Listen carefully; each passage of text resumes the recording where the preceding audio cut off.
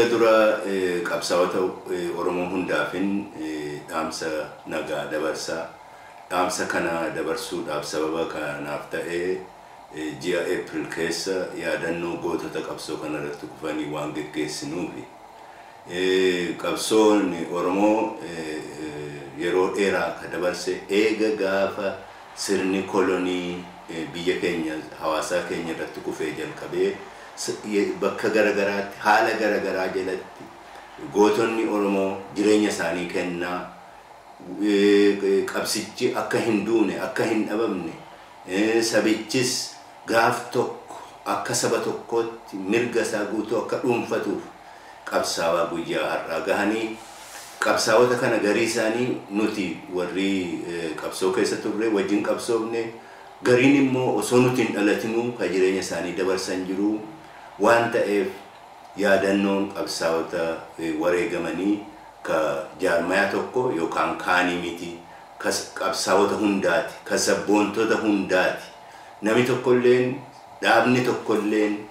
yaadannoo kana dhuunfaa isaa taasifachuu hin danda'u maaliif yoo jenne waan sabboonaa nu taasisu keessa waan sabboonaa fi warra sabboonaan ta'in adda baasu keessaa tokko guyyaa kanatti warra kanaan dura jireenya isaanii dabarsan yaadachuu faana isaanii buunee nutis hamma gaafa lubbuun keenya dabartuutti qabsoo kana irratti humna qabnu dandeettii qabnu humna qabnu hundaanuu qabsaawaa wareegamni isaanii bilaash ta'e akkan hafne gochuu irratti tattaafachuudhaaf guyyaa itti irra deddeebinee ahadii seennu ammas nuti akka miseensotaa fi hoogganoota adda dimokiraatawaa Oromootti ahadii kana seenna qabsoon Oromoo akka kanaan dura gaadi'amee akkan teenye hiikkatee kophaa osoo hin taane firoota tarsimaawaa dhaaba yaada tarsimoo irratti hundaa'e ka saboota hedduu walii wajjin hiriirsuu danda'u dhugoomsuudhaan qabsoon wareegamtoonni keenya irratti wareegaman akka bakka ga'u gochuudhaaf hidhannee kaaneerraa nuti kan jennu dhaabii monopolii bilisummaa fudhate tokkolleen hin jiru hundi keenya karaa qabsoo kamtu bakka akka ga'u hojiitu mul'isa nuti bakka dhaquuf deemnu nuuf ifee nu fuulduratti mul'ata isa hojiirra oolchuudhaanis wareegamtoota keenyatti kabajaa itti goona seenaa isaanii jiraataa barabaraan jiraataa taasifna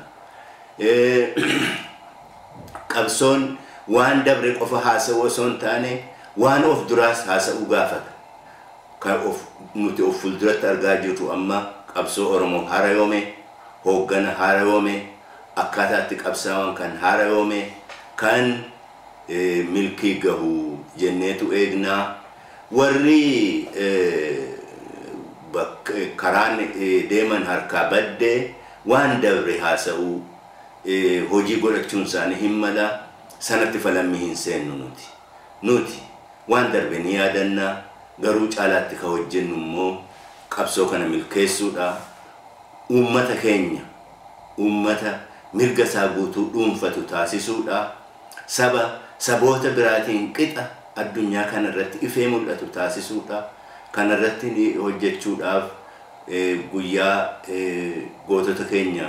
yaadannu kana irratti anis akka nama tokkootti hoogganni adda dimokiraatawaa Oromoos miseensonni adda dimokiraatawaa Oromoos irra deebi'anii ahadii seenuu jabaadhaa walaa jabeessinuu gurmuu Oromoo haa jabeessinuu Oromoon Oromootti duuluun haa dhaabbatu Oromoon cunqursaa duraanii cunqursaa har'aa duuluu irratti tokko haa ta'u tokkummaan keenya sana haa ta'u tokkummaan keenya wareegamtoota keenya walqixa kabajuu haa ta'u isa kana dhaamsee ani dabarsuu barbaadu nagaan jiraadha.